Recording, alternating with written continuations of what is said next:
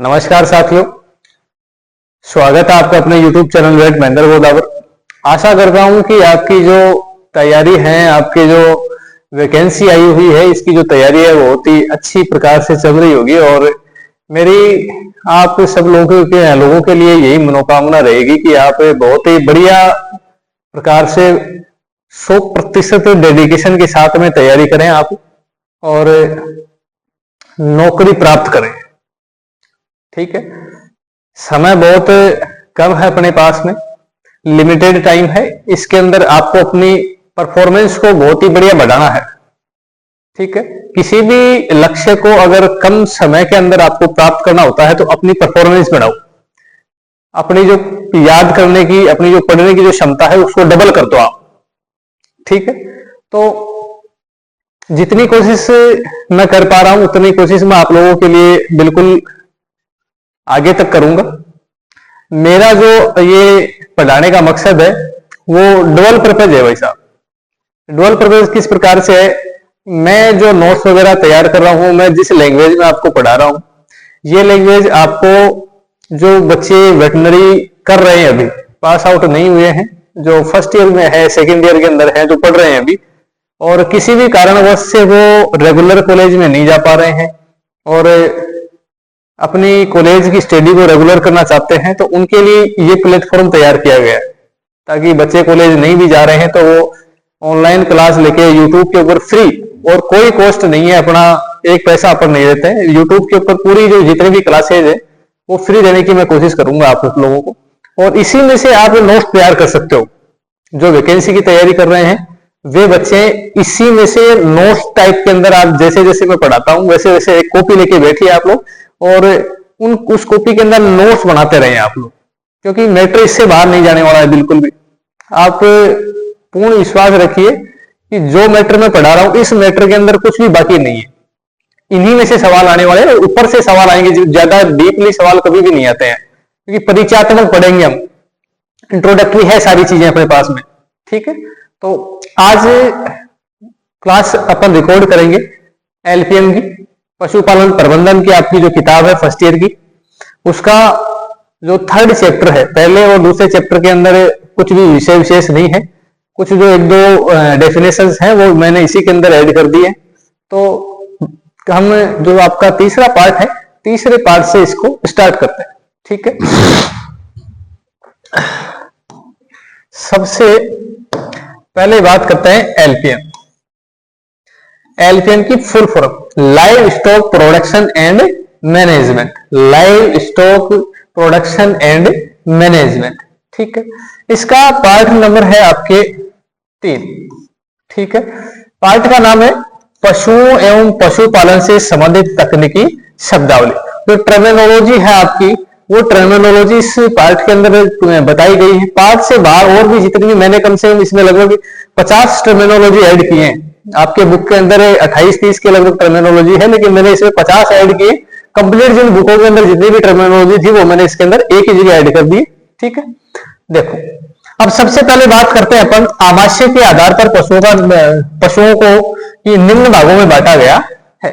आमाशय का मतलब होगा पेट, डाइजेशन के आधार पर कि कौन से पशुओं में किस प्रकार का डाइजेशन होता है, और इनके जो आमाशय होता है, जो पेट होता है, पेट के कितने भाग होते हैं। ठीक है, इस आधार पर पशुओं को 3 भागों में बांटा गया। कितने भागों में?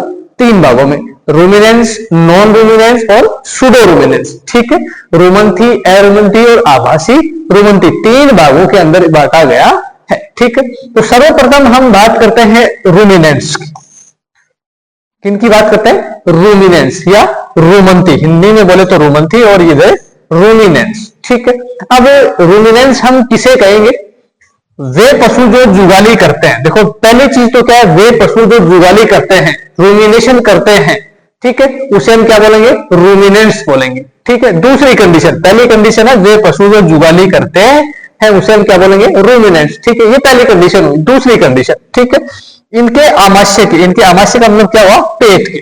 ठीक है, आमाशय का मतलब क्या हुआ? स्टोमक या पेट। ठीक है, इनका जो स्टोमक होता है, इसका इनका जो आमाशय होता है, आमाशय के 4 भाग होते हैं। कितने चेंबर होते हैं? 4 चेंबर। ठीक है, कितने चेंबर होते हैं? 4 चेंबर होते हैं। ठीक है, पहली कंडीशन वे पशु जो जुगाली करते हैं, रूमिनेशन की क्रिया को करते हैं, उसे हम क्या बोलेंगे, रूमिनेंट्स बोलेंगे। दूसरी कंडीशन है वे पशु जिनके आमाशय के 4 भाग होते हैं। कितने भाग होते हैं, 4 भाग होते हैं, पेट के 4 भाग होते हैं। ठीक है, अब बात करते हैं कि पेट के 4 भाग कौन कौन से हैं। ठीक है, सबसे पहले बात करेंगे रूमन।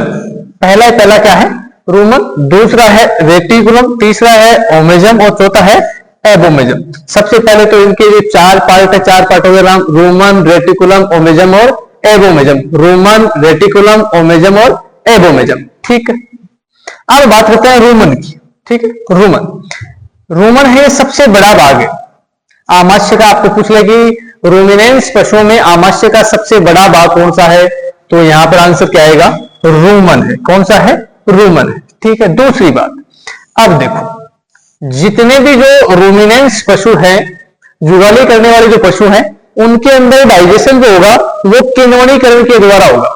ठीक है, किस विधि के द्वारा, किण्वनीकरण के द्वारा या फर्मेंटेशन के द्वारा। कौन सी विधि, फर्मेंटेशन के द्वारा, जीवाणुओं के द्वारा भोजन को अपघटित किया जाता है, तोड़ा जाता है, उसे क्या कहेंगे हम, किण्वनीकरण या अपघटन। ठीक है, भोजन को क्या करेंगे, तोड़ेंगे ये जीवाणु छोटे छोटे टुकड़ों के अंदर। ठीक है, अब देखो, अब बात करते हैं इसकी पीएच। पीएच की फुल फॉर्म होती है potential of hydrogen. Potential of hydrogen, hydrogen की दक्षता। ठीक है, रूमन का जो पीएच है वो होता है 5.8 से 6.8।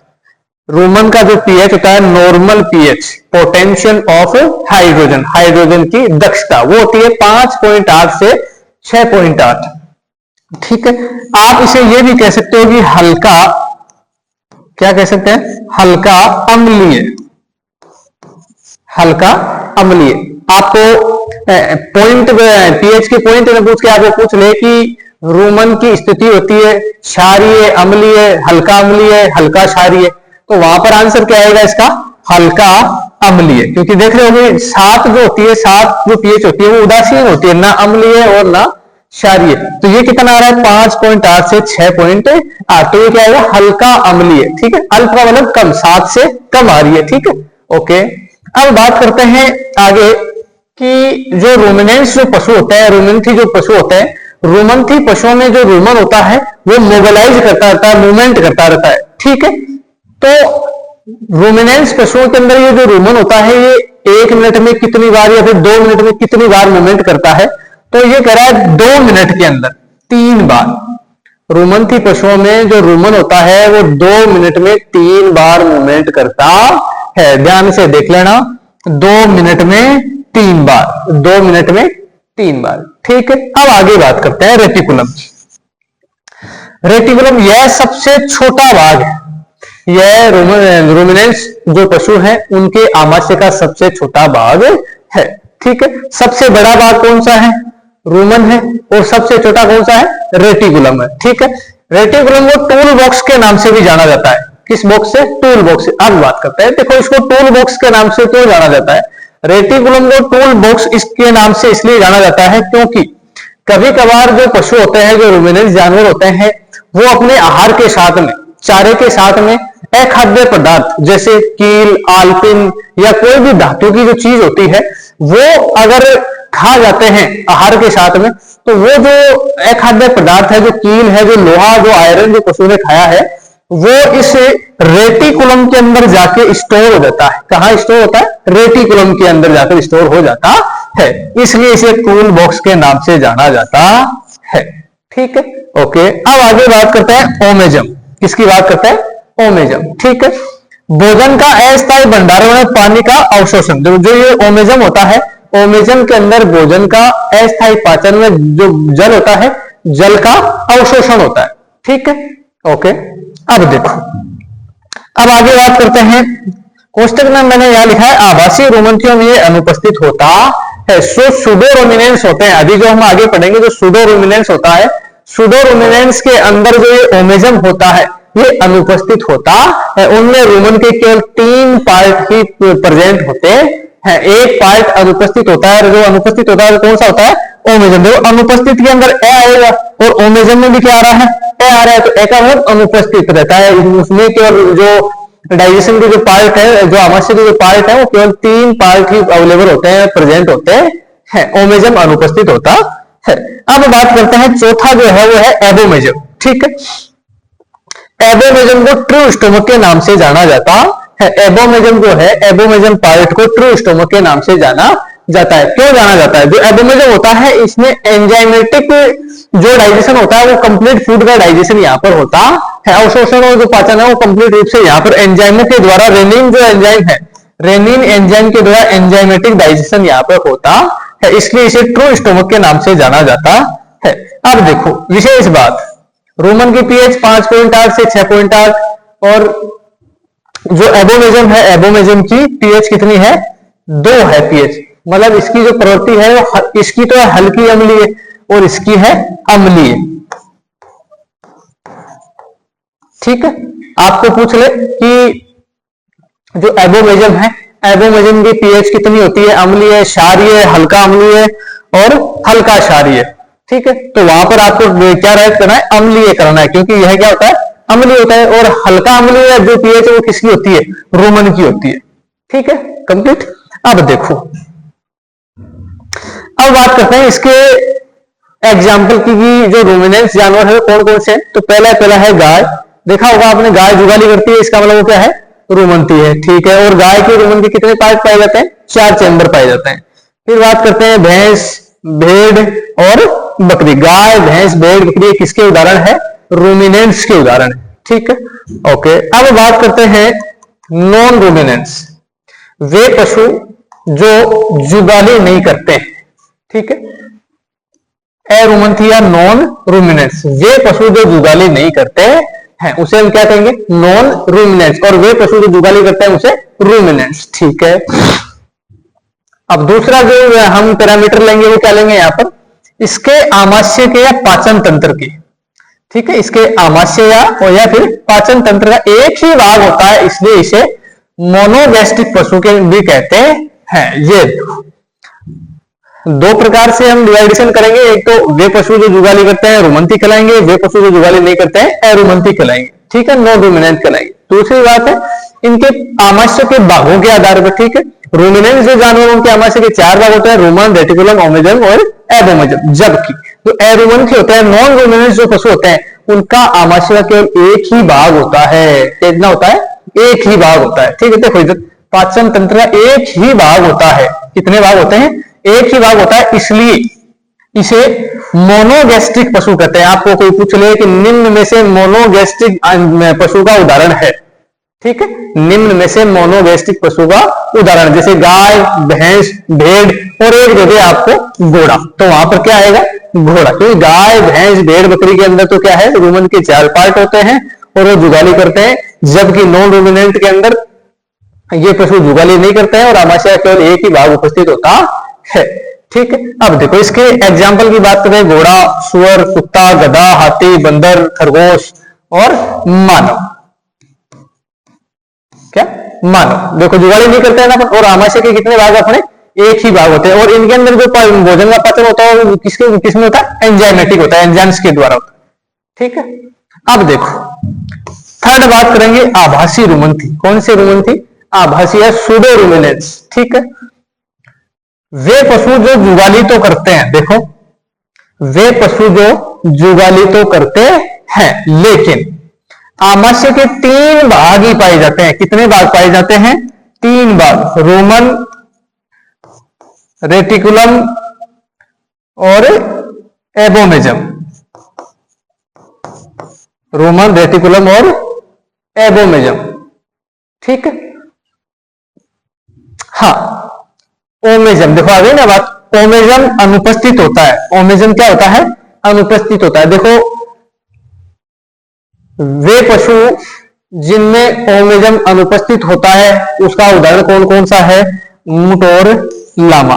या आपको ये पूछ ले कि सूडो रूमिनेंट्स के अंदर आमाशय का कौन सा भाग अनुपस्थित होता है? देखो अब देखो अनुपस्थित पूछेगा, या अपने को क्या पूछेगा? अनुपस्थित। देखो अनुपस्थित। ठीक है, और अपना जो ओमेजम है उसमें भी क्या आ रहा है? आ रहा है ठीक है। अनुपस्थित का मतलब ओमेजम, ओमेजम कहां होता है? अनुपस्थित होता है। किसमें होता है? आभासी रुमंतियों में या सूडो रुमिनेंस के अंदर ओमेजम अनुपस्थित होता है। ओमेजम में भी ए आ रहा है और अनुपस्थित में भी ए आ रहा है, इसका मतलब अनुपस्थित कौन होता है? ओमेजम अनुपस्थित होता है। बाकी जो इसके तीन पार्ट है, रोमन, रेटिकुलम और एबोमेजम, ये इसके अंदर पाए जाते हैं। और आपको एक क्वेश्चन आया हुआ है कि ऊंट में हमें आंखों से दिखाई देने वाले पेट के भाग का नाम बताइए, तो वो होगा रोमन, क्योंकि ये बाइकोल के अंदर पाया जाता है और हम इसे देख सकते हैं कि बाइकोल के अंदर रोमन पाया जाता है। ठीक है। अब देखो आगे बात करते हैं कड। आगे बात करते हैं कड या जुगाली। आपने देखा होगा पशु को रूमिनेशन क्रिया कर रहा है तो पशु जुगाली कर रहा है। ठीक है। तो जुगाली करने के दौरान जो अर्ध चबा भोजन जो होता है, जिसको जो रूमिनेंस जानवर होते हैं वो रेटिकुलम से मुंह के अंदर वापस दोबारा चबाने के लिए लेकर आते हैं, तो वो जो भोजन लेके आते हैं उस भोजन को हम क्या बोलते हैं?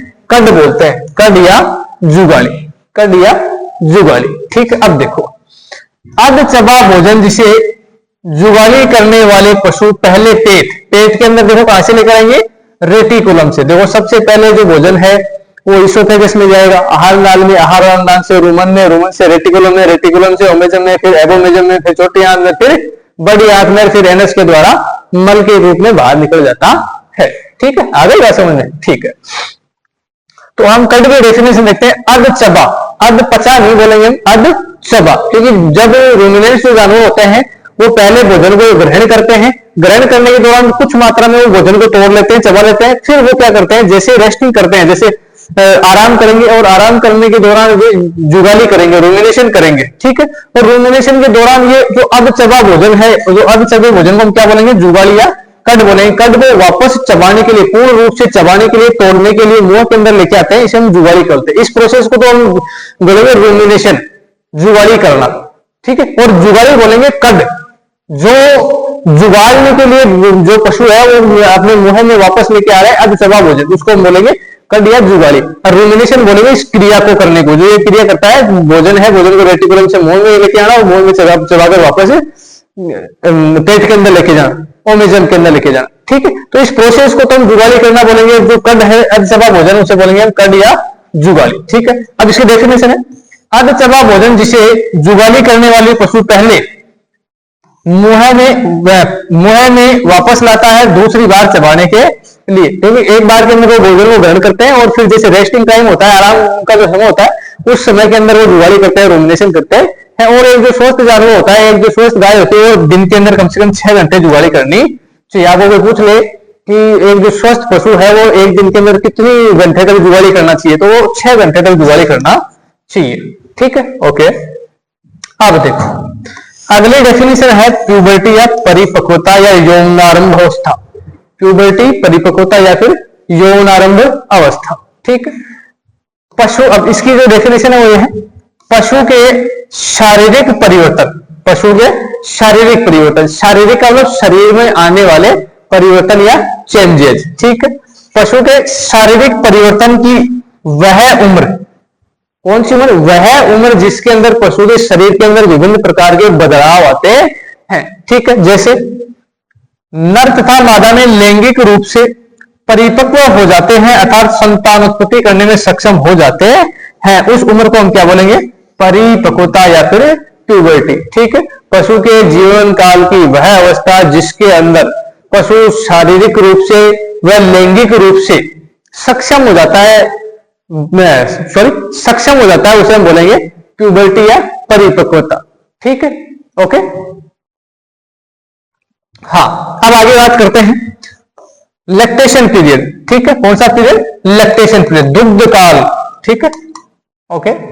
इसकी डेफिनेशन है, मादा पशुओं के ब्याने के 72 घंटे बाद से लेकर, देखो 72 घंटे मैंने इसलिए यहां इसलिए लिखा है क्योंकि मादा पशु के ब्याने के 72 घंटे तक वो किसका उत्पादन करती है? खीस का उत्पादन करती है। ठीक है। तो हम पढ़ रहे हैं दुग्ध उत्पादन। ठीक है। तो ब्याने के 72 घंटे बाद से लेकर शुष्क होने तक, शुष्क का मतलब है जब तक कि वो दूध देती है, शुष्क होने का मतलब है कि उसने दूध देना बंद कर दिया, ठीक है। ब्याने से 72 घंटे से लेकर मादा पशु के शुष्क होने तक के बीच का जो समय काल है जिसमें वो दुग्ध उत्पादन करती है, उस पीरियड को हम क्या बोलेंगे? Lactation period. मादा पशु के ब्याने से 72 घंटे बाद से लेकर शुष्क होने तक के समय की अवधि को या फिर समय अवधि को लैक्टेशन पीरियड कहते हैं। मादा पशु के ब्याने से 72 घंटे बाद से लेकर शुष्क होने तक के बीच के समय अंतराल जिसमें वह दुग्ध का उत्पादन करती है उसे हम दुग्ध अवधि कहते हैं, लैक्टेशन पीरियड कहते हैं, ठीक है। अब देखो यहां है कि गाय और भैंस में लैक्टेशन पीरियड कितना होता है, ठीक है। तो गाय और भैंस में जो लैक्टेशन पीरियड माना गया है वो है 305 दिन, ठीक है। ब्याने के 305 दिन तक के जो समय है उसे हम लैक्टेशन पीरियड के अंदर इंक्लूड करते हैं, ठीक है। भेड़ का जो लैक्टेशन पीरियड है 180 से 210 दिन का है, ठीक है। 180 से 210 दिन, ठीक है। अब बात करते हैं ड्राई पीरियड, शुष्क काल। एक तो वह दूध काल, वह काल या वह समय जिसके अंदर मादा पशु दूध उत्पादन करती है, ठीक है। और एक समय हुआ वह समय जिसके अंदर मादा पशु दूध उत्पादन नहीं करती है। तो इसकी डेफिनेशन है दूधारू पशुओं का, कौन से पशुओं का? दूधारू पशुओं का वह समय जब वे दूध नहीं देते हैं, ठीक है।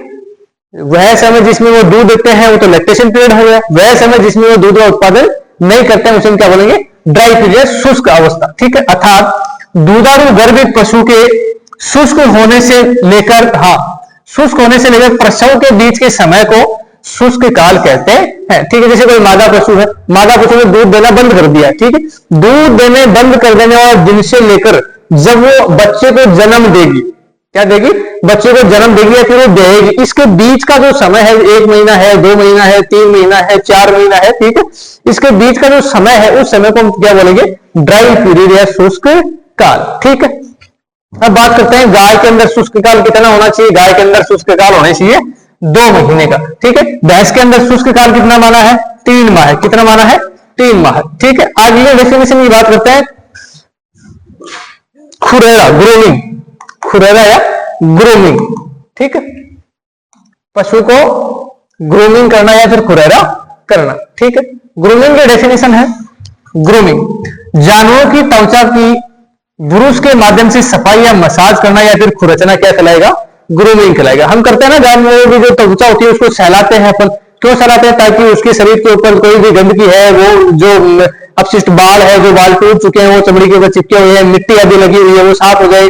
पशु की चमड़ी के ऊपर कोई परजीवी है, ढेरे वगैरह है वो साफ हो जाए। पशु की जो चमड़ी है, चमड़ी के ऊपर अगर हम मसाज करेंगे तो उसका ब्लड का सर्कुलेशन भी बना रहता है, ठीक है। इन कार्यों के लिए हम क्या करते हैं? ग्रूमिंग करते हैं, ठीक है, ओके।